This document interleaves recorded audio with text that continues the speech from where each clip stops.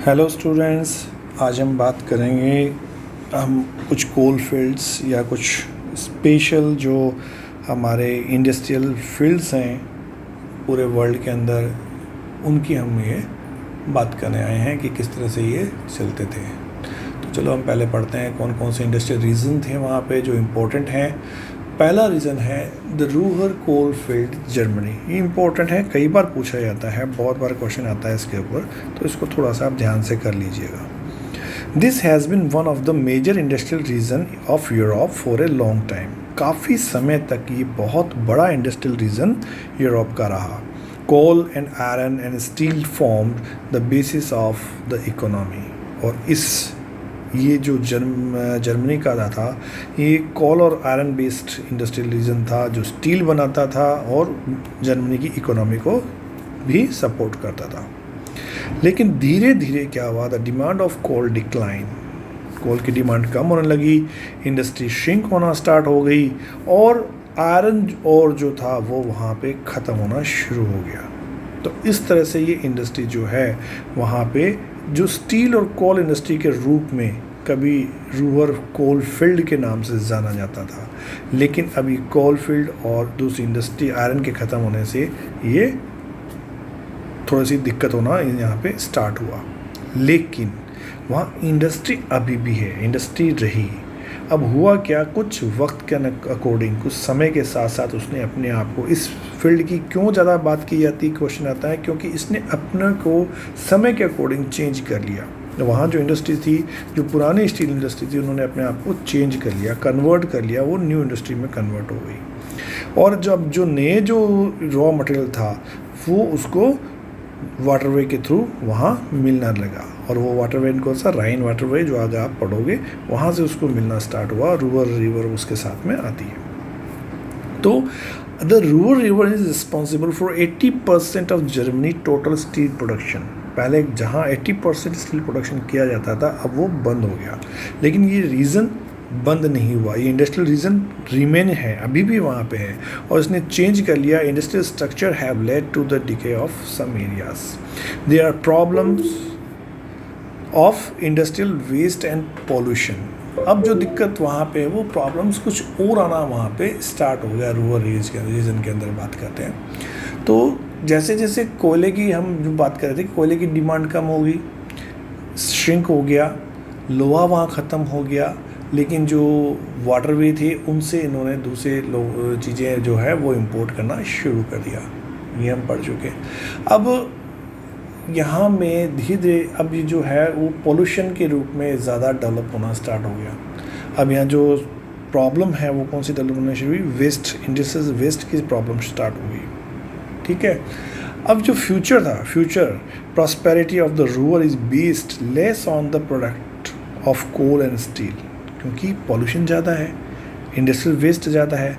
तो अब इसका जो फ्यूचर किस पे डिपेंड था कि यहाँ पे नए नए इंडस्ट्रियल लगाए जाए, बजाय कोयला का, बजाय आप स्टील के। ठीक है, इनकी इंडस्ट्री की जगह इनको चेंज किया जाए।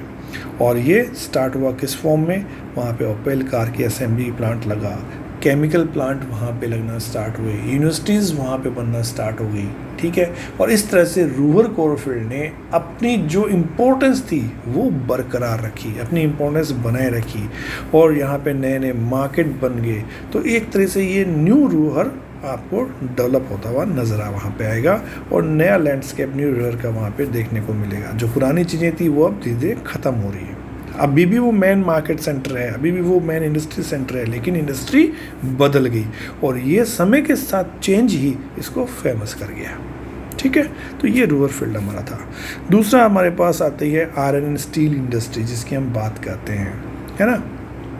मोस्टली आपको पता है, बहुत ईजी सी चीज़ है कि बेस इंडस्ट्री कहते हैं इसको, क्योंकि ये दूसरी इंडस्ट्रीज़ को बेसिक मशीनरी प्रोवाइड कराती है, टूल्स प्रोवाइड कराती है, इसलिए इसको बेस इंडस्ट्री कहा जाता है। It provide the raw material to other industry such as machine tools use for further production, इसलिए इसको बेस इंडस्ट्री कहा जाता है। दूसरा पॉइंट इसमें क्या है कि आल्सो हैवी इंडस्ट्री।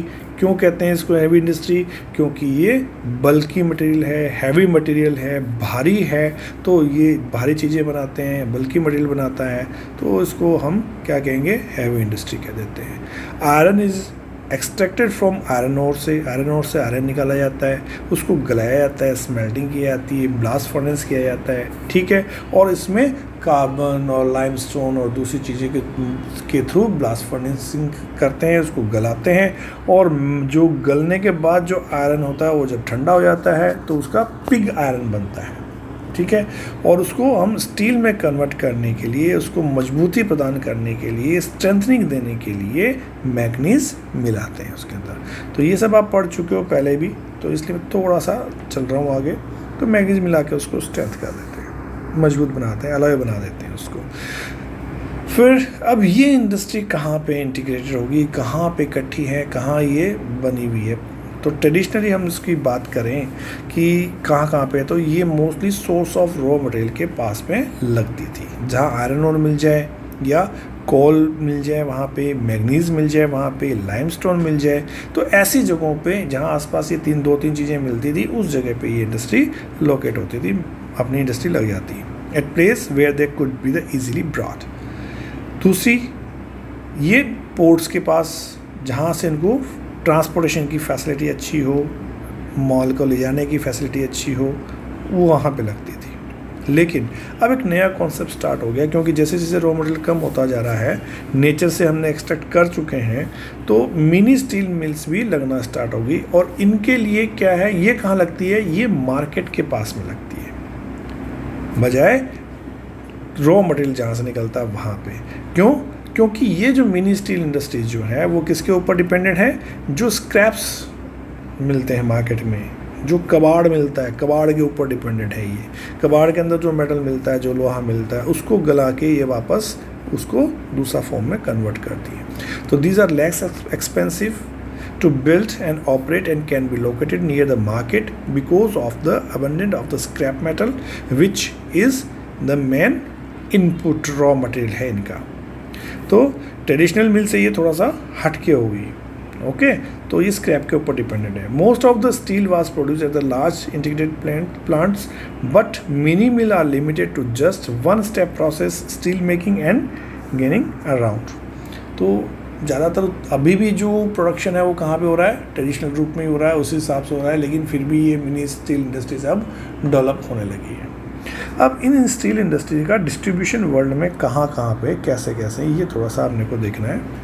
तो ये इंडस्ट्री मोस्टली कॉम्प्लेक्स इंडस्ट्री है, कैपिटल इंटेंसिव इंडस्ट्री है, पैसा बहुत लगता है, और इसलिए कहाँ कंसंट्रेटेड है? एडवांस कंट्रीज़ के अंदर। और एडवांस कंट्रीज़ कौन सी है आपको पता है? नॉर्थ अमेरिका की कंट्रीज़ हैं, यूरोप की कंट्रीज़ हैं, कुछ एशिया में भी हैं। तो अब इनको अब अलग अलग रूप में देखते हैं। यूएसए के अंदर ये कहाँ मिलेगी? इन यूएसए में ये आपको जो जगह है वो कौन कौन सी है? नॉर्थ अपालाचियन रीजन, जो पिट्सबर्ग के पास में है, नॉर्थ अपालाचियन रीजन में मिलता है। ग्रेट लेक रीजन है, ठीक है, यूएसए के अंदर, वहाँ पे आपको मिलेगी, जिसमें शिकागो, गैरी, ईरी, क्लीवलैंड और लॉरेन, बफेलो एंड ड्यूलथ, ये उस ग्रेट लेक के एरियाज़ हैं, सिटीज़ हैं वहाँ पे, उसके अंदर मिलेगी। या अटलांटिक कोस्ट के पास में मिलेगी। अटलांटिक कोस्ट में स्पेरोज पॉइंट या मोर्सिविले, वहाँ पे आपको ये मिलेगी, ठीक है। अब इसके अलावा देखते हैं तो southern states of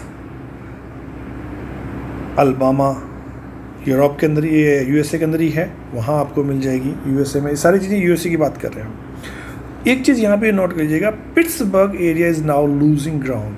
that means Pittsburgh जो था, कभी वहाँ पे ये इंडस्ट्री डेवलप होती थी, लेकिन अब उसमें भी आयरन और वगैरह कम हो रहा है, तो ये इसको रस्ट बाउल कहा जाता है, rust bowl of the USA कहा जाता है। तो पूछ लिया जाता है कि बार वन वर्ड में रस्ट बाउल ऑफ यूएसए क्या है, तो ये थोड़ा सा ध्यान रखें। अब हम थोड़ा सा Europe, UK, Germany, France, Belgium, इनकी बात कर लेते हैं कि इनमें कहाँ पे ये लीडिंग इंडस्ट्रीज़ जो थी हमारी कहाँ मिलती है इसके अंदर। तो चलिए थोड़ा इसको हम देखते हैं कि कहाँ पे ये मिलती है, यूरोप में या ब्रिटेन में, जर्मनी में, बेल्जियम में, लग्जमबर्ग में, नीदरलैंड में, रशिया के अंदर। ये इसके मेन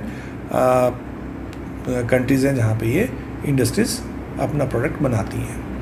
तो ब्रिटेन के अंदर ये बर्मिंघम, शेफील्ड इन एरिया के अंदर, जर्मनी में ये ड्यूइसबर्ग, डॉर्टमुंड, डुसलडॉर्फ, एसेन इस एरिया के अंदर मिलेगी। फ्रांस में लिक्यूसेट, सेंट एंटनी, और रशिया की बात करें तो मॉस्को, सेंट पीटर्सबर्ग, लिप्टेस्क इन एरिया के अंदर मिलेगी। यूक्रेन में क्रिबोई, है ना, दोनेत्स्क, ये इसके मेन सेंटर हैं।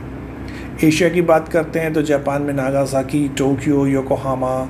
चीन की बात करें तो शंघाई, तिनस्तिन, वुहान, और भारत में जमशेदपुर, बुरहानपुर, दुर्गापुर, राउरकेला, भिलाई, बोकारो, सलेम, विशाखापट्टनम वगैरह ये इनके मेन सेंटर्स हैं।